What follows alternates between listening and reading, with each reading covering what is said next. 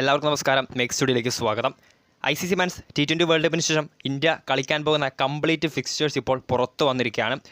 So വീഡിയോയിലേക്ക് പോകുന്നതിന് മുൻപ് കൂടുതൽ കായിക വാർത്തകൾക്ക് വേണ്ടി ചാനലൊന്ന് സബ്സ്ക്രൈബ് ചെയ്തേക്കാം. അപ്പോൾ ICC മെൻസ് T20 വേൾഡ് കപ്പിന് ശേഷം ടീം ഇന്ത്യയുടെ കംപ്ലീറ്റ് ഷെഡ്യൂൾ ഇപ്പോൾ BCCI ഒഫീഷ്യലായി തന്നെ അനൗൺസ് ചെയ്തിരിക്കുകയാണ്. T20 വേൾഡ് കപ്പിന് ശേഷം ഇന്ത്യയുടെ ആദ്യ പരമ്പര സിംബാബ്വേക്കെതിരെയാണ്. അവരുടെ നാട്ടിൽ 5 T20കളാണ് ജൂലൈ മാസത്തിൽ ഇന്ത്യ കളിക്കാൻ പോകുന്നത്. അതിനുശേഷം ശ്രീലങ്കയ്ക്കെതിരെ അവരുടെ നാട്ടിൽ 3 ഏകദിനങ്ങളും 3 T20 മത്സരങ്ങളും ജൂലൈ ഓഗസ്റ്റ് മാസങ്ങളിൽ നടക്കും.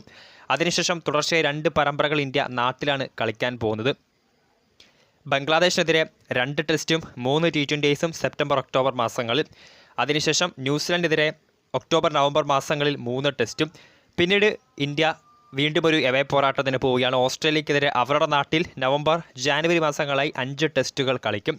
പിന്നീട് വീണ്ടും തിരികെ നാട്ടിലേക്ക് എത്തുന്ന ടീം ഇന്ത്യ ചാമ്പ്യൻസ് ട്രോഫിക്ക് മുന്നോടിയായി ഇംഗ്ലണ്ടിനെതിരെ ജാനുവരി ഫെബ്രുവരി മാസങ്ങളിൽ 3 ഏകദിനവും 5 T20 മത്സരങ്ങളും കളിക്കും.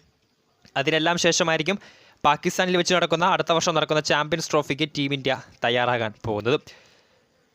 സോ ഇതാണ് ഇന്ത്യയുടെ ഫുള്ള് ഷെഡ്യൂൾ. ഇനി ഇന്ത്യയുടെ 3 പരമ്പരകൾ നാട്ടിൽ വെച്ചാണ് നടക്കാൻ പോകുന്നത്. ബംഗ്ലാദേശിനെതിരെയും ന്യൂസിലാൻഡിനെതിരെയും ഇംഗ്ലണ്ടിനെതിരെയും. സോ അതിൻ്റെ ലിസ്റ്റിലേക്ക് വരുവാണെങ്കിൽ ബംഗ്ലാദേശിനെതിരെ 2 ടെസ്റ്റുകൾ ഇന്ത്യ കളിക്കുന്നുണ്ട്. സെപ്റ്റംബർ 19 മുതൽ സെപ്റ്റംബർ 23 വരെ 1-ാം ടെസ്റ്റ് ചെന്നൈയിൽ വെച്ചും സെപ്റ്റംബർ 27 മുതൽ ഒക്ടോബർ 1 വരെ 2-ാം ടെസ്റ്റ് കാൺപൂരിലും നടക്കും.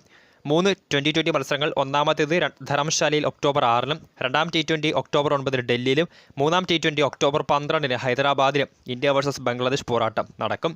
പിന്നീട് ന്യൂസിലാൻഡിനെതിരെ 3 ടെസ്റ്റുകൾ ഇന്ത്യ കളിക്കുന്നുണ്ട്.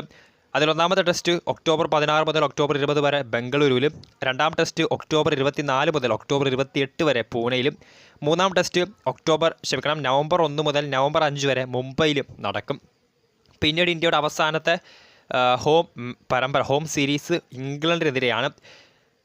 അതിൽ 5 T20സും 3 ഏകദിനങ്ങളും ഉൾപ്പെടുന്നുണ്ട്. അതിൽ ഒന്നാമത്തെ T20 ചെന്നൈയിൽ ജനുവരി 22 നടക്കും. 2025 ജാനുവരി 22 നടക്കും ഒന്നാമത്തെ T20.